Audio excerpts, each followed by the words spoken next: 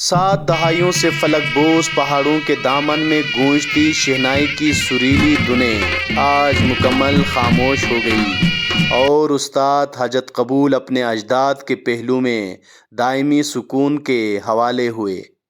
1930 کو بجیوٹ میں آنکھ کھولنے والے حاجت قبول نے ہوش سنبھالا تو یاسین میں کسی راجے کے حکم کے بغیر پتے بھی نہیں ہلتے تھے۔ ہمارے دوست دیدار سے ایک دفعہ گفتگو کرتے ہوئے استاد حاجت قبول نے بتایا کہ گلگت ایئرپورٹ بنتے وقت انہیں بھی راجہ صاحب کام کرنے گلگت بھیج دیا تھا اور اس وقت یاسین کے اکثر افراد راجہ کے حکم کی تعمیل میں کام کر رہے تھے اور پیچھے رہ جانے والوں میں بجیوٹ کے روایتی فنکار ہی تھے جنہیں عام زبان میں باجا نواز کہا جاتا تھا۔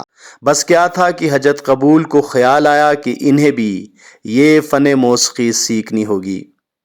فطرت کے آغوش میں، کہیں دریا کے شور میں اور کبھی اونچی پربتوں میں بھیڑ بکریوں کے ریوڑ اور سنگلاخ چٹانوں کے وسط میں شہنائی، جس کو سرنائی کہا جاتا ہے، دھنیں بکھیرنا شروع کر دی تھی۔ پھر کیا تھا، بجیوٹ کے حاجت قبول استاد حاجت قبول کہلانے لگے۔ ریڈیو پاکستان سے پہلی بار استاد محمد علی شاہ اور استاد جان علی کے ساتھ سننے والوں کے کانوں میں دھنیں پھونکنا شروع کیا اور 7 دہائیوں تک وہ دھنیں سب کو یاد ہیں۔ آج یاسین میں روایتی رسم تخم ریزی کی تقریب تھی۔ شہنائی اور دھنوں کا شہنشاہ استاد حاجت قبول بھی اس محفل میں شریک تھے۔ نامور گلوکار سلمان پارس، جو AD ٹورزم غزر بھی ہے، ہمیں بتایا کہ استاد ان کے ساتھ تشریف فرما تھے۔ جی فدا صاحب، بالکل میری خوش قسمتی تھی کہ میں یاسین ویلی میں حاجت قبول استاد سے میں ملا۔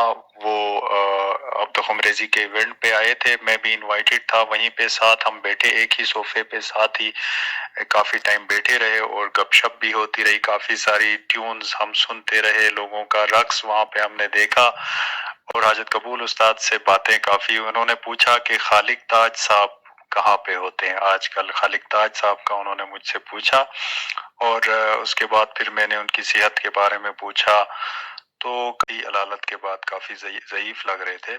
ایونٹ آلموسٹ کلوز ہو رہا تھا تو میں نے تصویریں جو بنائی تھی وہ بھی اپنے پیج سے اپلوڈ کی، ان کے ساتھ تھی، مجھے بالکل بھی اندازہ نہیں تھا۔ بعد میں مجھے پتا چلا کہ ایسا کوئی انسیڈنٹ ہو گیا تو میں حیران ہو گیا بالکل سے، کیونکہ ایک ساتھ بیٹھے ہوئے تھے اور گھنٹے 1.5 یا 2 کی بات تھی۔ گیت بلتستان کے لیے ایک بہت بڑا نقصان ہے، ثقافت کے جو ہمارے لیجنڈز ہیں، پچھلے دنوں جمشید خان دکھی صاحب کا آپ نے سنا ہوگا اور یہ حاجت قبول استاد ہیں، تو اس طرح سے ہمارے جو لیجنڈز ہیں وہ ہماری صفوں سے چلے جا رہے ہیں۔